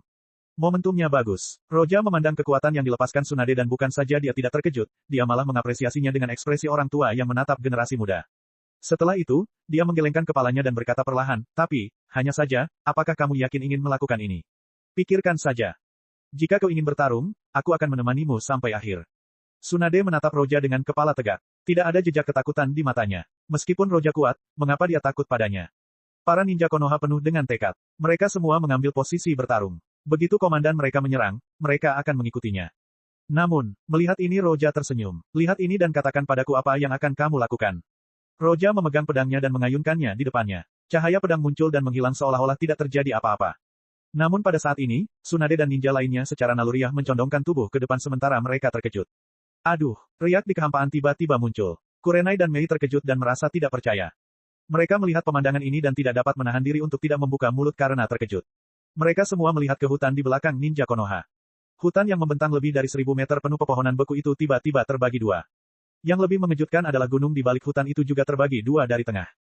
Hanya dengan satu serangan pedang, dunia tampaknya terbagi menjadi dua. Semua orang terdiam. Di bawah tatapan semua orang di sana, gunung dan hutan yang ditebang itu jatuh dengan bersih ke tanah. Ledakan. Segala sesuatu bergetar seolah-olah seseorang menggunakan teknik pelepasan tanah. Sulit bagi para ninja untuk menstabilkan diri dari gelombang kejut. Aduh, es berguncang karena getaran dan pecah. Langit cerah, dan sinar matahari terpantul oleh pecahan-pecahan es yang berserakan di hutan. Pemandangan yang sangat indah. Akhirnya, getarannya mereda dan suara-suara pun menghilang, hanya menyisakan beberapa suara lemah yang terus berdatangan dari kejauhan. Tak seorang pun bicara. Apakah ini genjutsu? Mei di belakang Roja melihat ini dengan mata terbelalak. Dia melihat ke arah gunung di kejauhan dan berbisik. Apakah ini kekuatan yang dapat dimiliki manusia? Kurenai juga memasang ekspresi yang sama di wajahnya, dan pikirannya kosong. Bahkan jika dia melihat Roja mengalahkan Jiraiya dan Hachibi, itu tidak terlalu mengejutkan. Roja menatap Sen Maboroshi di tangannya, lalu berbalik ke arah Tsunade dan berkata, "Apakah kamu yakin ingin menemaniku sampai akhir?" Bab 396, Tanggapan Konoha. Sepertinya menjadi buatan Roja bukanlah hal yang tidak dapat diterima. Mei berdiri di belakang Roja dan melihat pemandangan ini dengan kaget. Pikiran itu terlintas di benaknya, dan dia segera menggelengkan kepalanya untuk menghilangkannya. Aduh, bagaimana saya bisa mendapat ide seperti itu? Di depan Roja, sial, bagaimana manusia bisa memiliki kekuatan seperti itu? Tsunade merasakan jantungnya bergetar, punggungnya dipenuhi keringat saat dia menegang di tempatnya. Ninja lainnya juga terkejut. Mereka tidak berpikir untuk bertarung lagi, yang tersisa di benak mereka hanyalah rasa takut. Meskipun mereka adalah elit di desa mereka, mengapa ada perbedaan kekuatan yang begitu besar? Melihat pemandangan seperti itu, bahkan para kage dari 5 negara akan gemetar. Apakah gunung itu benar-benar terputus? Tsunade melihat ini dan bertanya pada dirinya sendiri. Di usianya yang masih sangat muda, ia tahu kakeknya dapat menghancurkan gunung dengan mudah. Segala sesuatu di negeri api menjadi makmur di bawah kendali kakeknya. Dia selalu menganggap bahwa ini adalah legenda yang dibesar-besarkan. Pemandangan hari ini mengubah pikirannya. Roja memegang Sen Maboroshi dan melangkah maju beberapa langkah secara acak. Para ninja Konoha melihat ini dan secara naluriah mundur. Hampir semua orang takut padanya. Bahkan Tsunade pun mundur. Mulut Roja terangkat dan Sen Maboroshi terangkat. Lambat, Tsunade mengangkat tangannya tanda menyerah. Oh, kamu berubah pikiran. Roja menurunkan pedangnya, dan tatapannya jatuh pada para ninja Konoha. Mereka merasa seperti hendak melangkah ke gerbang neraka. Tsunade mengatur napasnya untuk menenangkan diri dan berkata, aku akan membawamu ke hutan Shikotsu sendirian, biarkan mereka pergi. Oke, jadi, silakan memimpin sekarang. Aku agak terburu-buru. Konoha, Menara Hokage. Apa? Hokage ketiga, Hiruzen, hampir membuat pipa di tangannya jatuh sementara abu di dalamnya jatuh di meja. Di depannya, seorang ninja berlutut dengan satu kaki, dahinya penuh keringat, seraya berkata, itulah yang terjadi, sekarang Tsunade sama bersamanya, hidup dan matinya tidak jelas. Brengsek, wajah Sarutobi sangat jelek, meskipun Konoha termasuk yang teratas dalam hal kekuasaan, hampir semua desa lain menentang mereka. Bagaimanapun juga, sumber daya di negeri api jauh melebihi negeri lainnya, hutan luas yang dihasilkan Hashirama serta sumber daya yang ditinggalkannya membuat desa-desa lain meliriknya. Sebelumnya dia sangat gugup di garis depan, tetapi Roja turun tangan dan menghentikan awan-awan itu. Namun Roja sekarang tiba-tiba datang ke negeri api dan menculik muridnya, salah satu ninja terkuat yang mereka miliki yang akan melukai Konoha dengan parah. Tsunade kuat dan cerdas. Dia cukup mampu menjaga perbatasan sendirian dan membuat Miss takut akan masalah jika dia ada di sana. Sarutobi mengerutkan kening saat kerutan jelek muncul di wajahnya saat dia mondar-mandir di dalam ruangan. Turunkan perintahku, jangan biarkan informasi ini bocor, dan siapapun yang membicarakannya dianggap pemberontak. Tepat saat dia mengatakan hal itu, orang yang ada di dalam ruangan berdiri dan berteriak, anggap saja sudah selesai, Hokage sama. Melihat Sarutobi tidak mengatakan apa-apa lagi, ninja itu pergi. Mereka berasal dari akarnya, tetapi hal-hal dalam cerita aslinya belum terjadi, dan pembunuhan Uchiha belum direncanakan. Danzo, apa pendapatmu? Sarutobi menarik napas dalam-dalam dan menunggu ninja itu pergi sebelum mengatakannya. Danzo muncul dari balik bayangan ruangan dengan wajah muram seraya berkata, jika berita tentang penculikan Tsunade sampai diketahui, bukan saja ninja kita akan kehilangan motivasi, kabut juga akan menghantam garis depan kita. Kekalahan Tsunade memang tidak terduga, tetapi mampu memotong gunung dengan pedang. Kekuatan itu sungguh. Setelah mengatakan ini, wajah Danzo menjadi muram. Sarutobi dan dirinya menyaksikan kekuatan Hashirama dan Madara. Mereka tahu bahwa kekuatan semacam ini dapat mengendalikan dunia. Roja mampu memotong gunung dengan pedang, meskipun mereka tidak tahu apakah dia sekuat Madara dan Hashirama atau tidak, tetapi mereka tahu bahwa kekuatan semacam ini rumit. Kami punya informasi kalau dia ingin pergi ke hutan Shikotsu, tapi kami tidak tahu tujuannya ke sana. Kata Sarutobi, hal semacam ini tidak dapat ditoleransi, tetapi Roja terlalu kuat. Jika mereka menggunakan formasi 4 merah untuk menyegelnya, mereka dapat menggunakan jutsu terlarang untuk membunuhnya. Namun sekarang adalah masa perang, orang-orang dengan cakra setingkat Kage sangat sedikit, dan sebagian besar dari mereka dikirim ke garis depan. Jika mereka memanggil mereka kembali, itu akan memengaruhi medan perang, itulah sebabnya Sarutobi ragu-ragu. Orang ini tampaknya muncul begitu saja. Kami belum pernah mendengar tentangnya sebelumnya, dan dengan kekuatannya, itu akan menjadi aneh. Danzo berkata sambil matanya berkedip. Sarutobi menatapnya dan berkata, menurutmu apa yang harus kita lakukan? Anda tidak bisa dengan mudah mengejarnya, bahkan jika kami menang kami akan kalah, dan jika kami kalah, itu akan sangat tidak menguntungkan bagi kami. Aku tahu, Sarutobi mengangguk karena dia berpikiran sama. Matanya sedikit berkedip saat dia berkata, tapi kita bisa membawanya ke sekitar Konoha. Dia kuat, dia bisa menghembuskan formasi 6 api ungu, tapi dia tidak akan bisa melakukan hal yang sama dengan formasi 4 yang merah yang dibuat oleh Sensei. Formasi 4 yang merah. Danzo berpikir dan berkata, tapi bagaimana cara memancingnya ke Konoha? Setelah mengatakan ini, Sarutobi tiba-tiba tampak sedang memikirkan sesuatu. Saya pikir ada jalan keluar, tetapi saya tidak tahu apakah kita akan berhasil atau tidak. Bab 397, Kilatan Kuning. Di dataran terbuka, angin bertiup lembut di atas rumput segar sehingga aroma menyegarkan menyelimuti tempat itu. Lingkungan di negeri api tidak ada bandingannya dengan tempat asalku. Melihat pemandangan itu, Mi hanya bisa menghela nafas. Di antara kelima daratan itu, daratan angin mempunyai bentang alam yang paling buruk, dan juga mempunyai sumber daya yang paling sedikit, karena daratan itu hanyalah gurun pasir yang luas. Berikutnya adalah negeri bumi, yang mirip dengan negeri angin, tetapi juga kekurangan air tetapi tidak separah negeri angin. Negeri petir muncul berikutnya, karena dataran tinggi, mereka kekurangan lahan untuk bercocok tanam. Terakhir, tanah air, ditutupi lapisan es sepanjang tahun yang sangat keras. Dalam situasi seperti itu, tidak mengherankan perang terpusat di Konoha. Kudengar kakekku, Hokage pertama, yang menciptakan hutan lebat di negeri api menggunakan elemen kayunya. Aku tidak tahu apakah itu benar atau tidak. Tsunade berjalan di sampingnya sambil berbicara dengan Mei. Setelah mengatakan ini, dia tidak dapat menahan diri untuk tidak melihat Roja di depannya. Sebelumnya, dia tidak percaya hal seperti itu mungkin terjadi, tetapi setelah melihat Roja memotong gunung, dia mulai mempercayainya. Hokage pertama, Kurenai tidak dapat menahan napasnya sedikit, saat ia memperlihatkan ekspresi hormat. Hashirama bukan hanya Hokage pertama, tetapi ia juga orang yang menghentikan masa perang dan menciptakan Konoha. Roja yang berjalan di depan mereka mendengarkan pembicaraan mereka dan berkata dengan santai, jika ada legenda seperti itu, maka 80% kebenarannya. Tampaknya sulit untuk mengubah bentang alam sebidang tanah yang begitu luas, tetapi dengan kekuatan Roja, dia sekarang dapat mengubah segalanya menjadi es atau api jika dia mau. Kekuatan macam apa yang dimilikinya hingga mampu mengubah lanskap seluruh negara. Dalam benak Tsunade, dia mulai membayangkan adegan itu dan tidak dapat menahan diri untuk bergumam. Mei mendengarkan kata-kata mereka dan berkata, bagaimana dengan dia, dia tetap saja mati pada akhirnya. Kamu mau mati. Wajah Tsunade menjadi dingin saat mendengar kata-kata Mei. Meskipun Mei tahu dia tidak akan bisa menang melawan Tsunade saat ini, dia tidak takut padanya saat dia mengejeknya, sekarang kamu ditahan di sini, dan Konoha tidak mengatakan apapun tentang itu, di mana orang yang menghentikan masa perang. Jika tidak ada satu orang pun yang cukup kuat, maka keempat negara lainnya akan menyerang dan memecah belah kalian di antara mereka sendiri. Mendengar kata-kata ejekan itu, Tsunade merasa kesal, tetapi dia tahu bahwa apa yang dikatakan Mei adalah kebenaran. Jika ada kepentingan dan kebencian, negara lain akan membentuk aliansi untuk menaklukkan Konoha yang akan sangat berbahaya. Terlebih lagi, dia harus membawa Roja ke hutan Fokutsu, sehingga Mist mempunyai kesempatan untuk menyerang saat dia tidak ada di sana lagi. Mereka sudah berjalan setengah dari negeri api. Meskipun tidak ada jalan, itu semudah berjalan maju. Namun hingga kini belum ada seorang pun dari Konoha yang datang ke sini. Apakah dia ditinggalkan? Meskipun dia tahu kekuatan Roja dan Konoha tidak akan mampu menghadapinya, dia tetap merasa tidak nyaman. Saat itu, Roja berkedip, ekspresinya menunjukkan betapa terkejutnya dia. Dia lalu terkekeh dan berhenti, seseorang datang. Oh, Mei dan Kurenai berhenti, tetapi mereka tidak melihat sosok yang dibicarakan Roja. Jelas, mereka terlalu jauh untuk menyadarinya. Mei tidak dapat menahan diri untuk berpikir sejenak dan berkata, apakah mereka dari Konoha? Dia adalah ninja dari Konoha. Roja menatap Mei sambil tersenyum. Mulut Mei berkedut sedikit, wajahnya menghitam. Dia benar-benar merasa sesuatu yang buruk akan terjadi. Mereka telah menawan putri Konoha. Namun, tidak seorang pun memperhatikan Mei. Kurenai menarik napas dalam-dalam, dan matanya tampak gugup. Ninja dari Konoha datang untuk Roja. Dia melihat hubungan Roja dengan Konoha semakin memburuk dan tidak tahu harus berbuat apa. Tsunade juga merasa gugup. Meskipun dia tahu bahwa mereka datang untuknya, dia menyaksikan kekuatan Roja dan tahu bahwa dia benar-benar tidak dapat diprediksi. Kurenai segera menyadari kehadiran ninja itu dan ekspresinya berubah menjadi kacau. Karena dia tahu hanya satu orang yang datang. Apakah dia tidak datang menjemput kita? Ada sedikit keraguan di hati Kurenai. Aduh, tiba-tiba, sebuah sosok kabur muncul di hadapan mereka disertai kilatan cahaya kuning.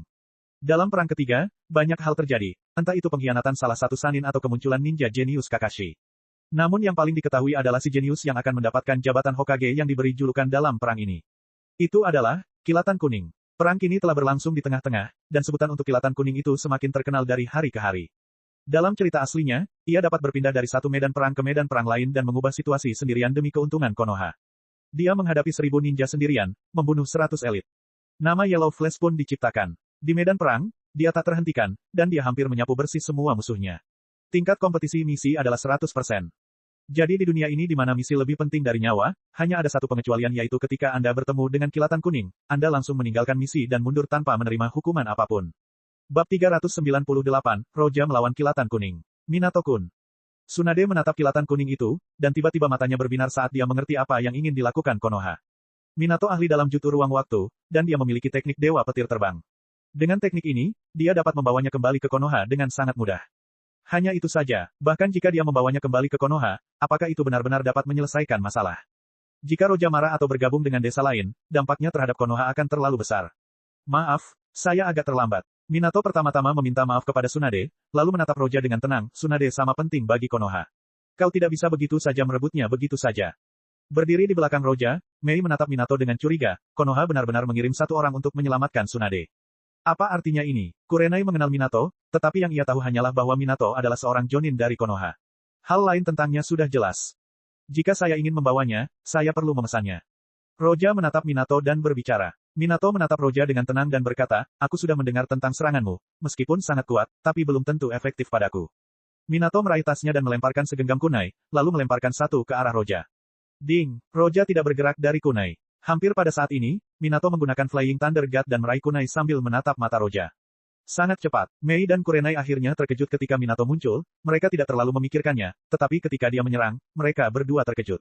Kalau yang diserang itu mereka dan bukan Roja, maka mereka tidak akan mempunyai kesempatan untuk menghindar. Roja tidak menghindari serangan Minato. Ding! Minato mencoba menusuk mata Roja dengan kunai, tetapi Roja tidak bergerak, dan kunai bahkan tidak bisa menembus kelopak matanya. Aduh, Minato tidak terkejut saat ia menggunakan dewa petir terbang lagi dan muncul di posisi lain. Benar saja, informasi tentangmu benar. Tujuan pertama Minato adalah menyelamatkan Tsunade, dan yang kedua adalah menguji kekuatan Roja. Jika dia bisa membunuhnya, maka rencana lainnya tidak akan diperlukan. Saat Minato sebentar berhadapan dengan Roja, Roja melirik ke arah Kuna dan teringat apa yang baru saja dilakukan dan akhirnya dikatakan Minato.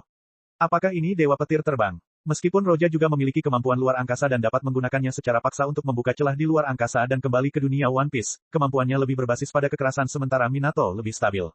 Minato sangat cepat dan hampir tidak memerlukan waktu untuk menggunakan teknik ini, tetapi satu-satunya kelemahannya adalah ia harus meninggalkan bekas sebelum ia bisa berteleportasi. Sebaliknya, Roja dapat menggunakan gerakan ruang, tetapi ia memerlukan waktu untuk mengembangkan keterampilan tersebut. Kamu menarik perhatian. Melihat teknik yang digunakannya, Roja bisa mengetahui nama teknik yang mengejutkan Minato, namun dia tetap tenang. Aduh, Minato menghilang lagi dan kali ini muncul di samping Tsunade. Sulit untuk mengalahkan Roja dalam waktu singkat, jadi dia akan mengirim Tsunade kembali ke Konoha terlebih dahulu dan kembali bertarung. Namun pada saat ini, saat Minato mencoba menyentuh Tsunade, serangan pedang tiba di tempatnya, jika dia mencoba meraihnya, dia akan terpotong menjadi dua. Orang ini, mata Minato sedikit menyipit karena ia akhirnya terkejut. Ia melesat lagi menghindari serangan Roja. Jika dia menunggu Minato sampai di sana sebelum menyerang, dia tidak akan bisa menangkapnya, jadi dia menyerang terlebih dahulu karena dia tahu di mana Minato akan muncul. Aduh, di bawah pedang Roja, bumi terbelah, dan jurang yang dalam muncul di tanah. Ramalan, Minato menghindari serangan Roja karena dia lebih terkejut dengan kemampuan Roja untuk memprediksi lokasinya daripada kekuatan serangannya.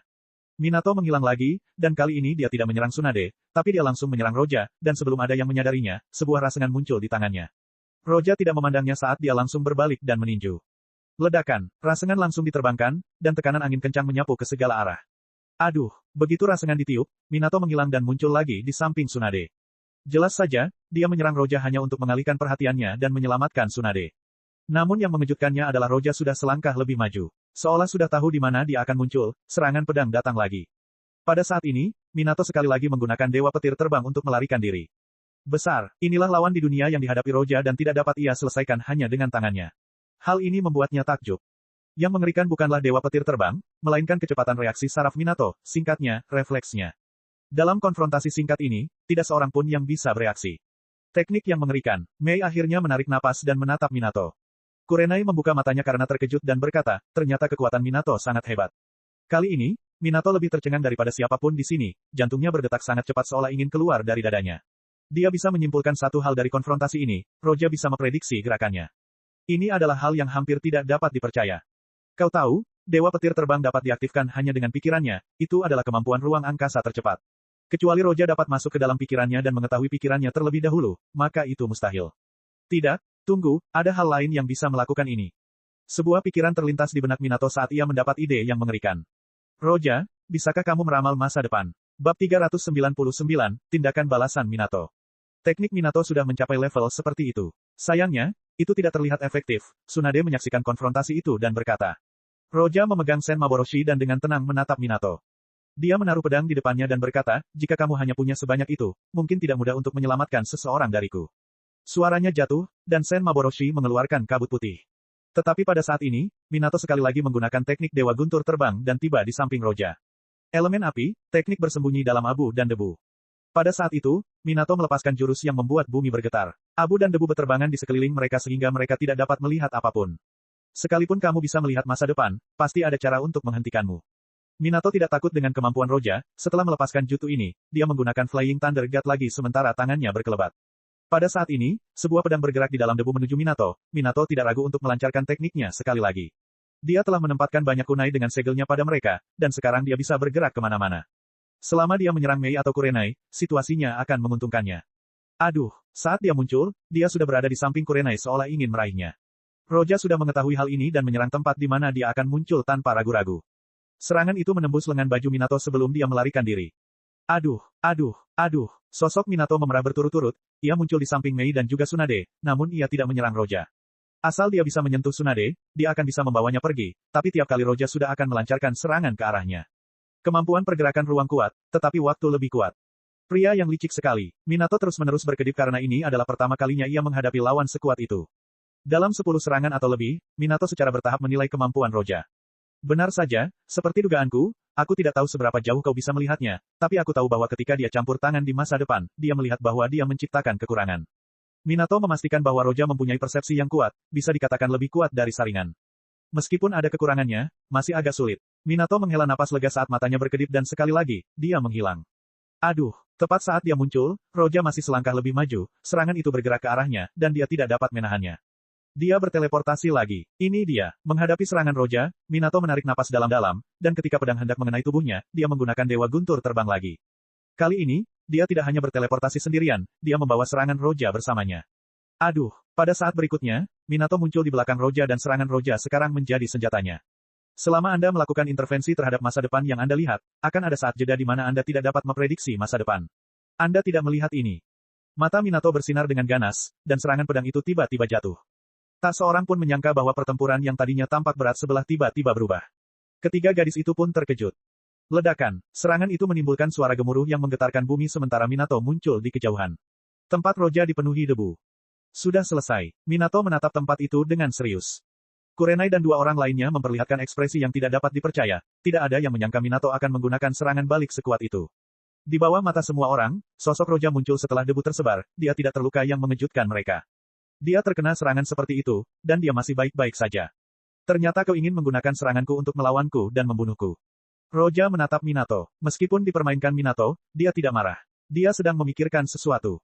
Aku lupa kalau teknik Dewa Petir Terbang tidak hanya bisa memindahkan orang, tapi juga serangan, jadi kau bisa memindahkan seranganku setiap saat dan menyelamatkan Tsunade dari awal, tapi sepertinya kau benar-benar ingin membunuhku.